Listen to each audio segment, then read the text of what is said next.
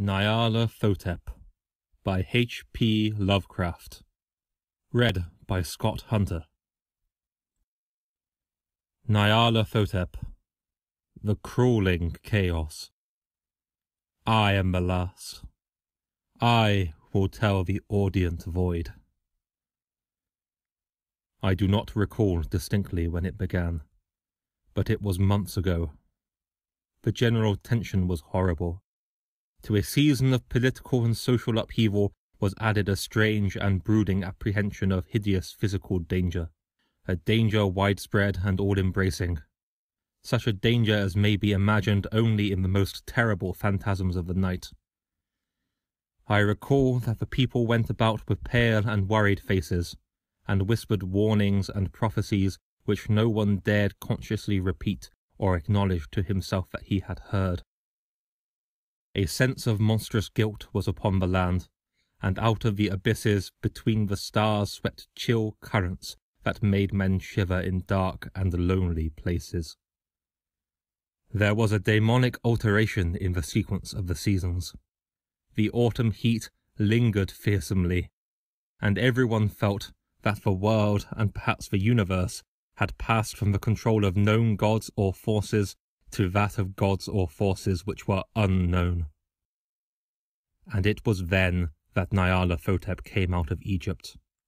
Who he was, none could tell, but he was of the old, native blood, and looked like a pharaoh. The fellaheen knelt when they saw him, yet could not say why. He said he had risen up out of the blackness of 27 centuries, and that he had heard messages from places not on this planet. Into the lands of civilization came Nyarlathotep, swarthy, slender, and sinister, always buying strange instruments of glass and metal and combining them into instruments yet stranger. He spoke much of the sciences, of electricity and psychology, and gave exhibitions of power which sent his spectators away speechless, yet which swelled his fame to exceeding magnitude. Men advised one another to see Nyarlathotep, and shuddered. And where Nyarlathotep went, rest vanished, for the small hours were rent with the screams of nightmare. Never before had the screams of nightmare been such a public problem. Now the wise men almost wished they could forbid sleep in the small hours, that the shrieks of cities might less horribly disturb the pale, pitying moon as it glimmered on green waters gliding under bridges, and old steeples crumbling against a sickly sky. I remember when Nyarlathotep came to my city, the great, the old, the terrible city of unnumbered crimes. My friend had told me of him, and of the impelling fascination and allurement of his revelations, and I burned with eagerness to explore his uttermost mysteries. My friend said they were horrible and impressive beyond my most fevered imaginings, that what was thrown on a screen in the darkened room prophesied things none but Nyarlathotep dared prophesy, and that in the sputter of his sparks there was taken from men that which had never been taken before, yet which showed only in the eyes, and I heard it hinted abroad that those who knew Nyarlathotep looked on sights which others saw not.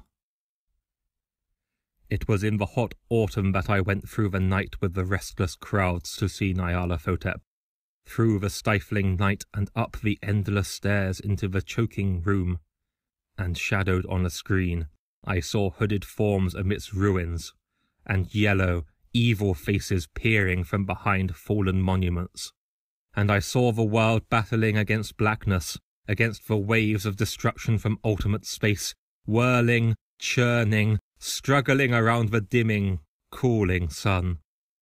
Then the sparks played amazingly around the heads of the spectators, and hair stood up on end whilst shadows more grotesque than I can tell came out and squatted on the heads, and when I, who was cooler and more scientific than the rest, mumbled a trembling protest about imposture or static electricity, Nyarlathotep drave us all out, down the dizzy stairs into the damp, hot, deserted midnight streets. I screamed aloud that I was not afraid, that I could never be afraid, and others screamed with me for solace. We swear to one another that the city was exactly the same, and still alive, and when the electric lights began to fade we cursed the company over and over again, and laughed at the queer faces we made. I believe we felt something coming down from the greenish moon, for when we began to depend on its light we drifted into curious involuntary formations, and seemed to know our destinations though we dared not think of them. Once we looked at the pavement, and found the blocks loose and displaced by grass, with scarce a line of rusted metal to show where the tramways had run. And again we saw a tram-car, lone, windowless, dilapidated, and almost on its side. When we gazed around the horizon, we could not find the third tower by the river, and noticed that the silhouette of the second tower was ragged at the top. Then we split up into narrow columns, each of which seemed drawn in a different direction. One disappeared in a narrow alley to the left, leaving only the echo of a shocking moan. Another filed down a weed-choked subway entrance, howling with a laughter that was mad. My own column was sucked toward the open country, and presently felt a chill which was not of the hot autumn, for as we stalked out on the dark moor we beheld around us the hellish moon-glitter of evil snows. Trackless, inexplicable snows, swept asunder in one direction only, where lay a gulf all the blacker for its glittering walls. The column seemed very thin indeed as it plodded dreamily into the gulf. I lingered behind, for the black rift in the green-litten snow was frightful, and I thought I heard the reverberations of a disquieting wail as my companions vanished. But my power to linger was slight.